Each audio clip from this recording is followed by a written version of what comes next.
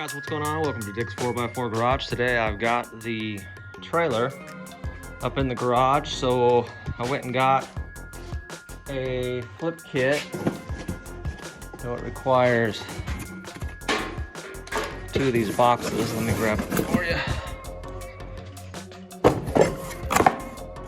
So it comes with, so this is a kit for 1 axle. So it comes with the plate, comes with new U-bolts, comes with these little adjuster guys and new hardware. And so basically what you do is you center these on top of the axle over the ones on the bottom, and then you bolt everything down. It says to tack weld them, so we'll clean up the sides a little bit, and then we'll put a couple big tacks up on the axle. You're not supposed to really weld these on, I guess. I mean, who knows, but it does say to tack them into place. So we're gonna do that. I'm going to get the trailer up on some stands right now, get the wheels off, and then we will go from there. All right, so I got it uncoupled from the truck. I went ahead and I lowered the front of the trailer as far as it would go. And then in the back, I put these jack stands up under the frame. And then I cranked the tongue jack down, and now all the tires are spinning freely. So I'm gonna get under here, remove the wheels, and start loosening everything up so that we can do this swap. Got the wheels off, put them up under each corner of the trailer just in case there's an issue, but I don't see a problem. And then I cut these, so you can see here. I think they would have probably stretched, but I didn't want to pull on them and hurt them. So I just marked, because these two are white, and I don't think it really matters which way you hook them up, but I marked, put a piece of blue tape on it for where the blue wire goes, and then the same up here. And then basically the wires run through the tube to the other side, so I don't think we have to cut anything over there. So that's it. So what I'm gonna do now is I'm gonna remove the U-bolts, remove the spring bolts, and we'll drop it down on this side. And I'm trying to figure out whether I wanna kind of just get everything set up here, lift it back up, and then do the other side. I might try it like that and see how it works. So I've never personally done one of these before, but I think that might be the easiest way, keep the jack up underneath the axle, lower it down, get everything into place. I just got to clean the tube a little bit so that I can put a couple tack welds and then bolt it back together. Should be pretty simple. So let's keep going, see what happens. I went over there and I loosened the U-bolt, and I loosened that bolt there, that bolt there on the other side.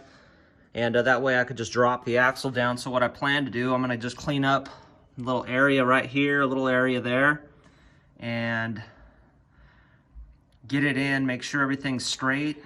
I'll kind of show you how everything sits in there, and then I'll go ahead and throw a couple tack welds on it, and we'll get this side done completely, hopefully be able to get the spring on it and sitting up in place, and then we can do the other side, and then that way it keeps everything from moving around and having to wrangle an axle. So we'll see how that works. Might work out okay. Barely got this one done because the kids woke up from nap. So it says to tack weld it, you know what I mean? So I put a little bit more than a tack, and I put a little on the back side. So I don't know if you can see that there, but it ain't pretty. But I mean, I figured if you're gonna tack it, might as well tack it in a couple spots. I kind of messed up there at first. It slid on me, so I had to move it over, but I don't know. It's all right.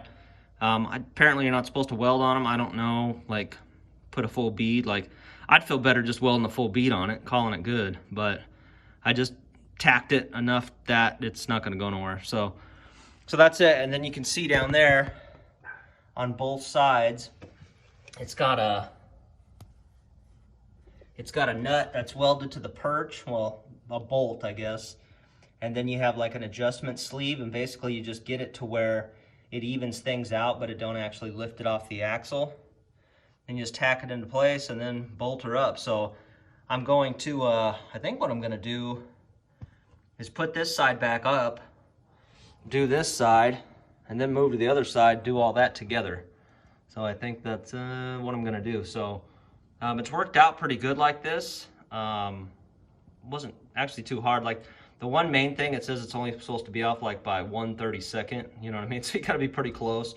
So I spent a shit ton of time measuring and getting it kind of where I wanted it. Then I just tacked the shit out of it. So I'm gonna hit it with a coat of paint, and bolt her up and move to the other side.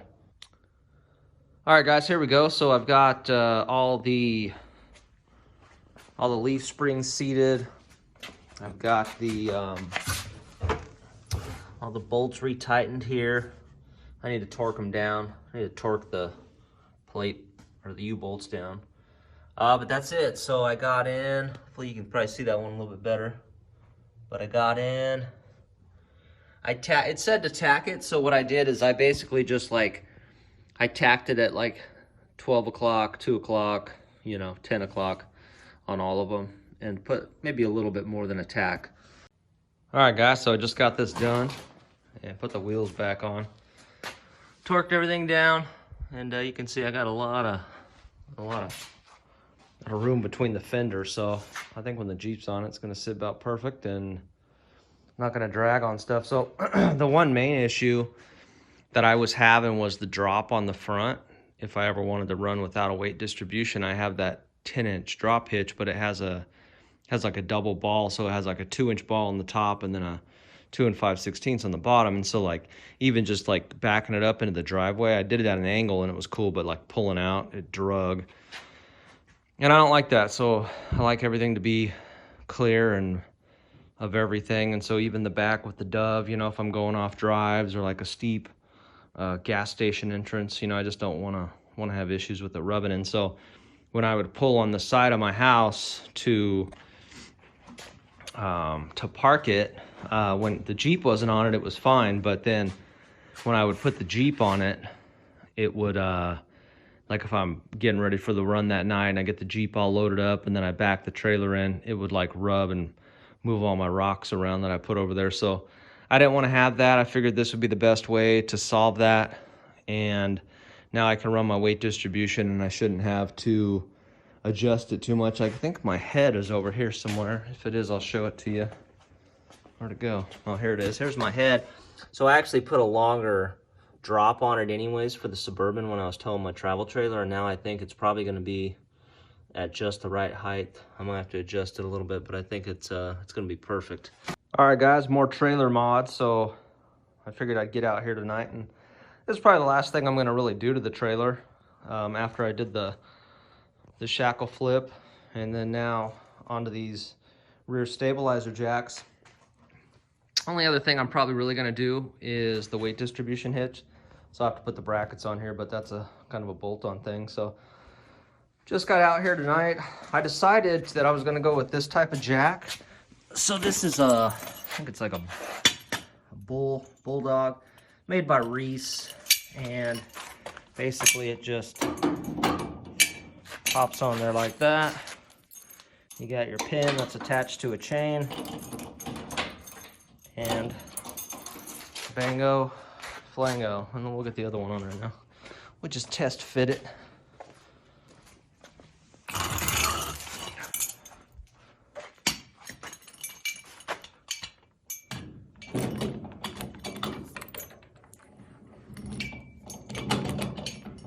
And she fits.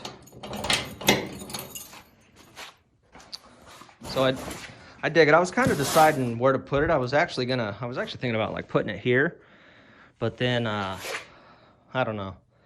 I thought it'd be cool for when it swings, maybe it would be better positioned to clear because there's a clearance light underneath the tape.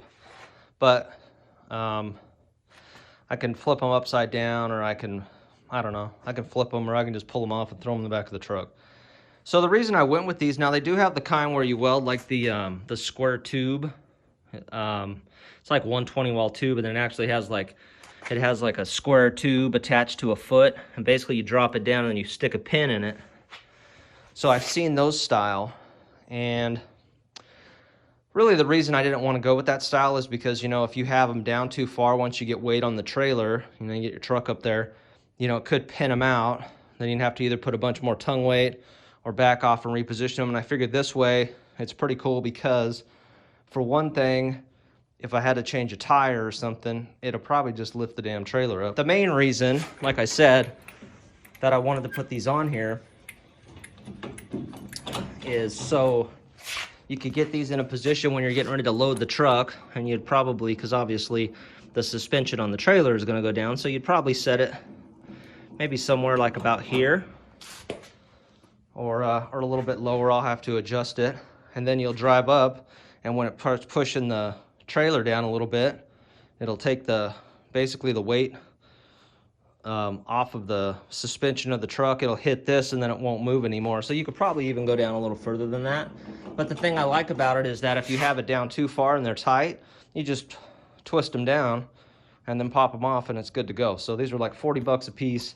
The part number is a 74415, and I got these off of Summit, but you know, you could really get them off like Amazon or anywhere else. So a lot of places have them, but I dig it. So I think I'm just gonna paint this little area and the mount black. Call it a day. Hell yeah, and then I'm about done with this trailer, but I want to get out here tonight and burn these on, so I did did pretty okay weld job on it. So that's nice when you can see what you're doing.